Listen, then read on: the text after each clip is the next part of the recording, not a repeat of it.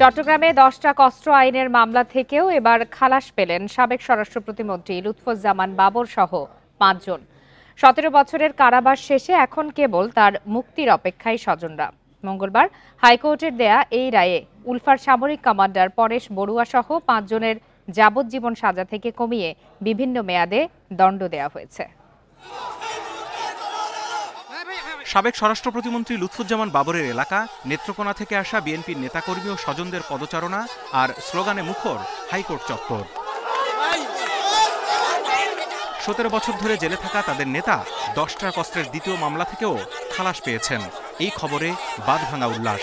এখন কেবল অপেক্ষা কখন হাইকোর্টের লিখিত রায় কেরানীগঞ্জ কারাগারে পৌঁছাবে, কখন বের হবেন লুৎফুজ্জামান বাবর।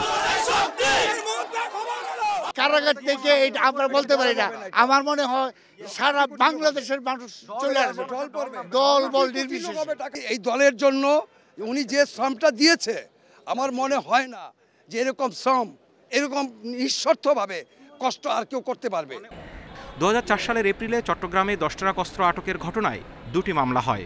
অস্ত্র চোরাচালান মামলায় চট্টগ্রামের আদালতের দেয়া 14 জনের ফাঁসির ডেথ রেফারেন্সের শুনানি শেষে গত 18 ডিসেম্বর বাবর সহ 7 জনকে খালাস দেয় হাইকোর্ট। এছাড়া অস্ত্র আইনের মামলায় চট্টগ্রামের আদালতের দেয়া 14 জনের যাবজ্জীবনের দণ্ডের আপিল শুনানি শেষে মঙ্গলবার বাবর সহ 5 জনকে খালাস দিয়ে রায় দিল হাইকোর্টের একই বেঞ্চ। খালাস পেয়েছেন জনাব লুৎফুজ্জামান বাবর, জনাব মহসিন তালুকদার, জনাব একেএম এনামুল হক এবং জনাব রেজ্জাকুল হায়দার এবং জনাব নুরুল আমিন। আর এই মামলায় বাকি 5 জনের পরেশ বড়ুয়া, যার সাজা ছিল যাবজ্জীবন, এটি কমে 14 বছর হয়েছে।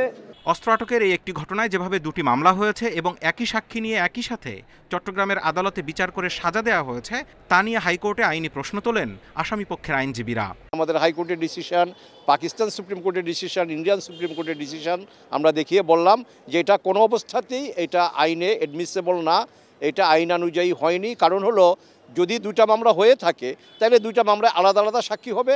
এক সাক্ষী হতে পারে বাট তারা 2 বার 2 কেসে সাক্ষী দেবে।